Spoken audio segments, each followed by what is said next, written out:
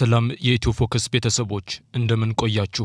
ወቅታዊና ትኩስ መረጃዎችን ወደ እናንተ የምናደርስበት የኢትዮ ፎከስ ዝግጅታችን ጀምሯል። ዛሬ በዋነኝነት የምንመለከተው በርካታ መንገደኞችን እያነጋገረ ስላለውና የኢትዮጵያ አየር መንገድ ወደ ትግራይ ክልል የሚያደርጋቸውን በረራዎች በድንገት ስለመሰረዙ የሚወጡ መረጃዎችን ይሆናል። በረራዎች ለምን ተሰረዙ?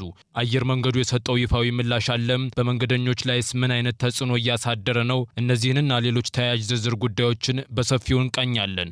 እውነተኛና ሚዛናዊ መረጃዎችን ለማግኘት እስከ ዝግጅታችን ፍጻሜ ድረስ አብራችሁን ቆዩ። የኢትዮጵያ አየር መንገድ ወደ ትግራይ የሚያደርጋቸውን በረራዎች ሰረዘ። የኢትዮጵያ አየር መንገድ ከአዲስ አበባ ወደ ተለያዩ የትግራይ ክልል ከተሞች አየር ማረፊያዎች የሚያደርጋቸው በረራዎችን መሰረዛቸው ተነገረ። ቢቢሲ ትግረኛ ሐሙስ ጥር 21 ቀን 2018 ዓ.ም ወደ ትግራይ ክልል የሚደረጉ በረራዎች መቋረጣቸውን ከተጓዦችና ከክልሉ አንድ ኃላፊ ማረጋገጥ ችሏል። ለሐሙስ ተይዘው በነበሩ በረራዎች ወደ አዲስ አበባ ለመጓዝ ትኬት ቆርጠው የነበሩ መንገደኞች የሐሙስ ጥር 21 ቀን 2018 ዓ.ም መሰረዛቸውን የሚያስታውቅ አጭር የጽሑፍ መልእክት እንደደረሳቸው ተናግረዋል። በመልእክቱ ላይ ከእቅድ ውጪ በሆነ ምክንያት በረራው መሰረዙንና መንገደኞች የኢትዮጵያ አየር መንገድን ወይም የጉዞ ወኪላቸውን እንዲያገኙ መክረዋል። ነገር ግን የኢትዮጵያ አየር መንገድ የበረራዎቹን መቋረጥን በተመለከተም እስካሁን የሰጠው ይፋዊ ምክንያት ሆነ መግለጫ የለም።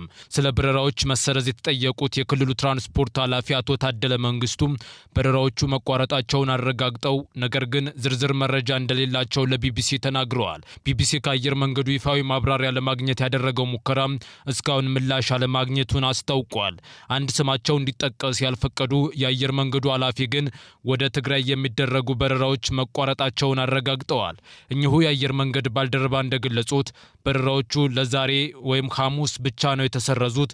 ነገር ግን የቀጣይ ቀናት በረራዎች በሚኖረው ሁኔታ የሚወሰን ይሆናል በማለት ለውሳኔው ምክንያቱ ምን እንደሆነ ከመግለጽ ተቆጥበዋል። በዚህም ምክንያት ከአዲስ አበባ ወደ መቀሌና ወደ ሌሎች የትግራይ ክልል ከተሞች ሐሙስ ዕለት የሚደረጉ በረራዎች እንዲሁም ወደ አዲስ አበባ የሚደረጉ በረራዎች መሰረዛቸው ተሰምተዋል። መቀሌ የሚገኘው የቢቢሲ ትግረኛ ዘጋቢ ከአዲስ አበባ ወደ ትግራይ ክልል ከተሞች የሚደረጉ በረራዎች መሰረዛቸውን በከተማዋ ከሚገኘው የኢትዮጵያ አየር መንገድ የትኬት ቢሮ ማረጋገጥ ችሏል።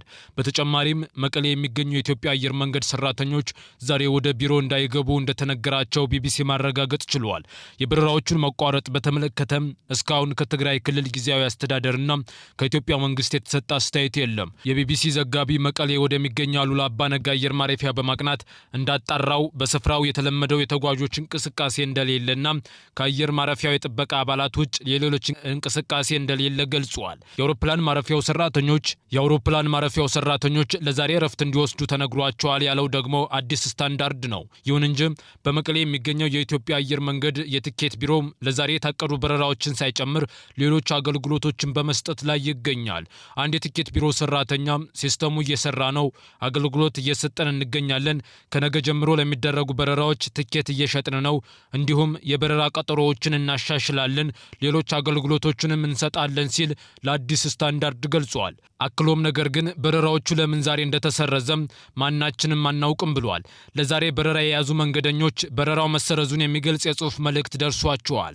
ለደንበኞች ከተላኩት መልእክቶች አንዱም በጥር 21 ቀን 2018 ዓ.ም ከጠዋቱ 2 ሰዓት ከ10 ከአዲስ አበባ ሊነሳ የነበረው በረራው ቁጥር ኢቲ 0102 ባልታሰቡ ምክንያቶች ተሰርዟል። እባክዎን ለተጨማሪ መረጃም አየር መንገዱን ወይም የጉዞ ወኪሎን ያነጋግሩ ይላል። የተሰረዘው በረራ ዛሬ ወደ ትግራይ ክልል አውሮፕላን ማረፊያዎች የሚደረጉ ሁሉንም የአየር መንገድ በረራዎችን የሚመለከት ሲሆን መቀለን ብቻ ሳይሆን ሌሎች አውሮፕላን ማረፊያዎችንም ይጨምራል። የአውሮፕላን ማረፊያው ሰራተኞች ነገ ወደ ስራ እንደሚመለሱና በረራዎች ስለመቀጠላቸው ተጠይቀው የአየር መንገዱ ሰራተኞች ሁኔታው አሁንም ግልጽ እንዳልሆነ ገልጸዋል።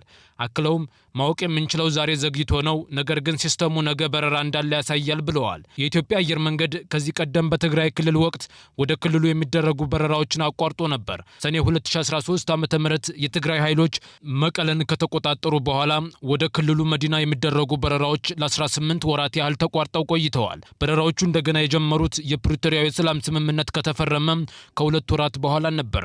ከክልሉ ጊዜያዊ አስተዳደርም ሆነ ከፌዴራል መንግስት በኩል እስካሁን በይፋ የተገለጸ ነገር ባይኖርም ህወሓት ትግራይ ውስጥ እየፈጠረ ያለው ፖለቲካዊ ቀውስ ለክልሉ ሰላም አስጊ ሁኔታ እየፈጠረ መሆኑን የዝግጅት ክፍላችን በስልክ ያነጋገራቸው የመቀሌ ከተማ ነዋሪ ተናግረዋል። አቶ ጉኡሽ ቢዘን የተባሉት ምንጫችን እንደገለጹት ህወሓት ከኤርትራ መንግስት ጋር ጸምዶ የተሰኘ ጥምረት ከመሰረተ ወዲህ ትንኮሳና ጸብ አጫሪ ተግባራትን እየፈጸመ ይገኛል ብለዋል። የአየር መንገዱ በረራዎች እንዲቋረጡ ሲደረግ ካለው አስተማማኝ ያልሆነ ሁኔታ ጋር በማገናዘብ ህዝቡ ስጋት የገባው መሆኑን አስታውቀዋል።